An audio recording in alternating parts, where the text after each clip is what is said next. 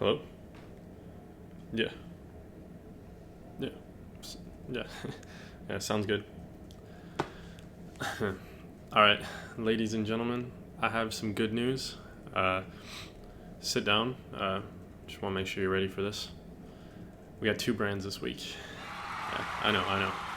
Thank you. It's been a while, but I do what I can. I'm trying to be a people pleaser, so we're back to 2 brands this week. So before we get started, I want to say thank you to everybody who subscribed and helped us hit that 500 subscribers goal, which we are doing a giveaway for soon. So if you guys are interested in that, keep an eye on the channel for the giveaway video to go up. That'll have the details, or you can keep an eye on or follow my Instagram, where I'll post the update as well. And you can find a link for my Instagram in the description below, where I also post some pretty fire pictures like this one, which made it to the top of the Supreme subreddit. But actually, we are not interested in pictures like that today, because today I want pictures of Spider-Man.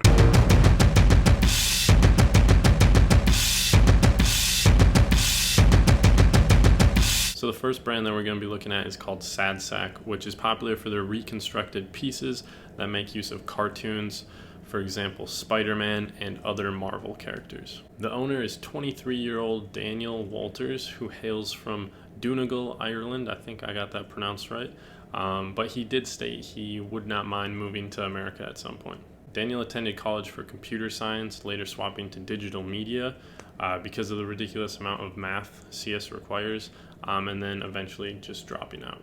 So the brand started in October of 2016 after a late night of stressed out drawing when the Sad Sack cartoon character was created. Daniel aspires to make his Sad Sack character one of the most recognizable cartoon characters of any brand. He further stated that the Sad Sack character is essentially his alter ego in cartoon form. So Daniel refers to his brand as a universal store, offering vintage pieces, Sad Sack merch, which I thought was an interesting phrasing, and Sad Sack reconstruction, which of course are the thrifted pieces and whatnot that use the graphic inlays. So his process of design goes something like this. He thrifts or searches the web for vintage pieces and materials.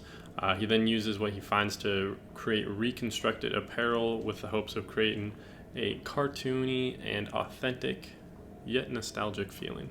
Through his work with Sad Sack, Daniel has been contacted by high-profile players such as Wi-Fi's Funeral, Caesar Face, Cold Heart, which is my personal favorite of the list.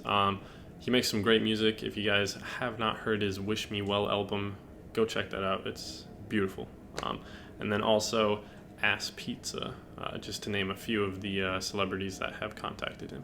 So Ass Pizza is an especially crazy mention because of his background in the reconstructed clothing, very similar to Sad Sack. And then also when you look at the crazy levels of success that Ass Pizza was able to reach, obviously Sad Sack is doing something well, or right, if Ass Pizza is going out of his way to contact them. Daniel also wanted me to mention that he does not print or steal people's designs. It's all reused materials. So he started out on Depop back in 2015 selling thrifted pieces because it was all he could afford at that current time. He has since blown his Depop sales through the roof and gained a verified status, which requires the seller to be hitting these like monthly sale points. So over time, he has really made himself a home at Depop, which is actually where the brand remains today. So with that being said, let's go check out their store. So here we are at the Sad Sack Depop site. Probably the first thing that stands out is their 5-star rating with a whopping 1,200 reviews. If you go down from that a little bit, you do have a bio for the brand, just saying that they are Irish-based. They're a universal store, worldwide packaging, 10% off bundles. So moving on to their actual products, the first ones we can see are the reconstructed pieces. We'll click on this cracked out Lisa Simpson one right here. This is the picture right here that I was referencing, this top right one in the white. But a lot of the items you click on will have a pretty lengthy description, obviously over there on the right hand side. An important thing to note is that they use Wrangler blanks, and it does appear that most, if not all, of their reconstructed pieces, as far as pants go, are using these Wrangler blanks. So a lot of these reconstructed pieces are one-of-ones. So like click on this one, although it is kind of the same 6-panel Simpsons reconstructed thing, they are actually different faces that are being used. I think this one was used on one of the previous ones, but obviously it does not match up with all the faces. And then it's also important to note that they're going to have a couple different product images to show off the piece, and I am a fan of how they are representing or taking these pictures. So moving on, we actually come to a couple sad sack designs, which different from the reconstructed stuff, obviously, and then obviously not vintage. You have the actual designs from the brand. So this one, for example, has the sad sack head being held up by a hand. You got some text above it, no more smells and holding hands. And then since these are actually designs rather than the reconstructed stuff, you can see over on the right hand side, comes in several different sizes because they're not one of ones. That being said, I'm not really feeling this design. So next up we have another sad sack design. This time you got some frowning rain clouds raining on a city, and the buildings actually also have faces. I don't know if you guys can see that, and they're also frowning because they're getting rained on. But I think this one is a lot cooler than the previous design. On the front chest you have the rain clouds and then the sad sack spell out, which it kind of looks like that's the font that the brand uses for a lot of whenever they type sad sack. But yeah, as far as design goes, I can get behind this one a lot more than the previous one. Alright, so continuing, we have some more reconstructed pieces. You can see a lot of Marvel references, Silver Surfer right here, and then we have another sad sack design right here. This time it kind of looks like Daniel. Here's Daniel, the owner, but it kind of looks like that's him on the left being portrayed, and then the sad sack character next to him. You have all these doodles lining the border, kind of making up a picture frame of sorts. And then also kind of looks like the doodles were done with either like a colored pencil or a crayon, which kind of gives it a cool aesthetic that fits in with this doodle of Daniel on the left and then the sad sack character. But yeah, not really something for me, but I do respect the design, and I do like the colored pencil or like crayon aesthetic that it does go for. So the next thing we're going to look at is this sad sack whatever. I'm not quite sure what this is, but it costs £1, I believe. In my last video or one of the recent videos, I said this was €1, and people corrected me. But yeah, I think that is £1. So I'm not sure what exactly you're buying, but if you guys want to test it out, £1. My guess probably just be like this 3D model. So continuing forward, we have a ton of different vintage stuff that has been thrifted. There's even a Supreme box logo for £350. You got a ton of different stuff, and this really does fit the description of a Universal store that was given, because you can see you got teddy bears.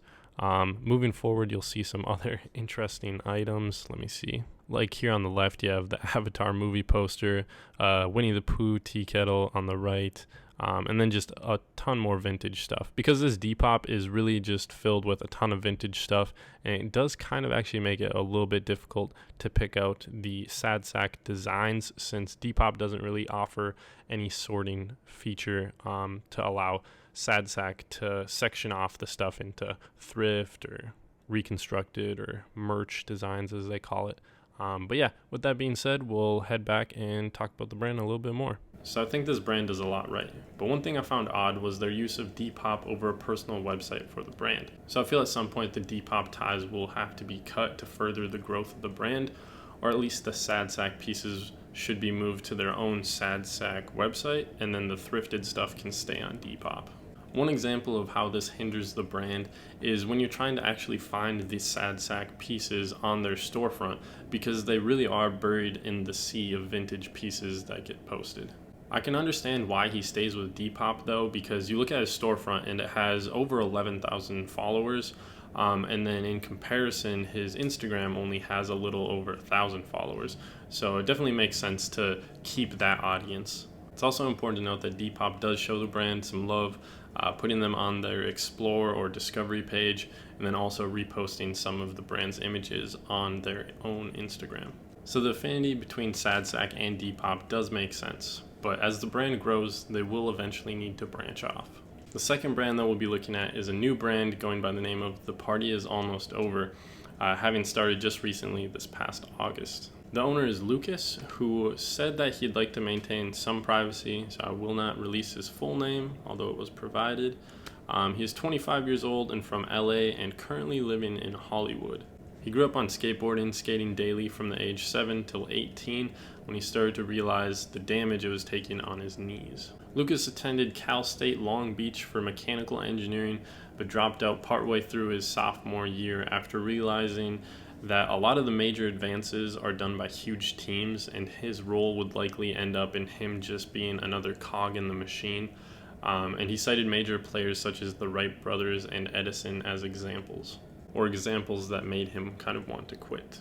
After dropping out of college, Lucas picked up several part-time jobs to stay afloat, such as working at shopping malls, grocery stores, and LA Fitness, just to name a few.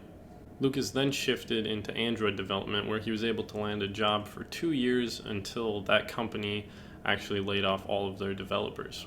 He saw this as an opportunity to travel and did so for the next year, even making it to Switzerland. And then this chapter of his life closed when he got into a motorcycle accident, which he sent me an email with all this information, and I feel like I just have to read how he portrayed it, because summarizing it just wouldn't do it justice.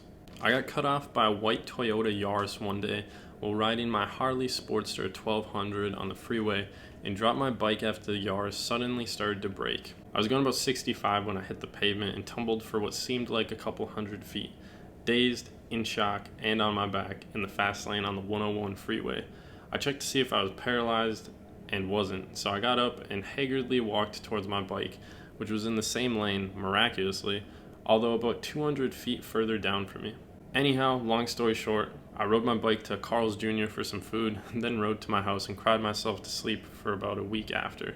Not because I was sad, but because the residual effects of my crash were much more apparent when I was trying to sleep. So the dude crashed. But no, in all seriousness, it sounds like he has lived a very interesting life for being so young. Having that chapter in his life where he was able to travel, and then having it really closed, or the transitional period marked by his crash. Lucas said the brand really begun in his depressed days of college, embracing the mentality of nothing matters, so enjoy yourself. So with this being said, let's look at their website. So here we are at the Party's Almost Over's website. We are brought to this browse page, which kind of just has a bunch of images that are related to the items. So we're going to go to this order tab, which is actually the shop, which kind of interesting to call it order, a little bit confusing maybe. This website definitely looks like it's more set up for mobile than desktop, just because the image sizes, like I click on this Daisy T, you can see it's tiny. So I believe this is actually the first item that the brand dropped. I remember seeing the post back on Streetwear Startups. You have the orange text that contrasts the blue background really well. And then the flower, obviously, that overlays the text, and the center of the flower, I'm not sure what it's called, definitely complements that orange text well. Next up, we have In Desperation, which is an astronaut, and below it, kind of hard to see because of how this picture is set up. It says In Desperation. Also kind of funny, below the image you have a link to the website, even though we're already on the website. You have this Don't Be Afraid face mask, which is kind of hard to tell what the actual design is, because it is $70, so you would think that there's kind of a lot going on with this piece, or, you know, something more to this piece. But the sorry face is just cold. Definitely just looks like it's a graphic overlaid on it. So I'm not sure if it's just a black blank ski mask or what exactly is going on here. So this next item is crazy. You look at the price and it's almost $300, but these are custom contact lenses. We click on the picture and you can kind of tell, it might be a little bit hard for you guys, but the contact actually has the brand name, Party's Almost Over, written on the contact. So very cool design in my opinion. Custom packaging also looks really cool.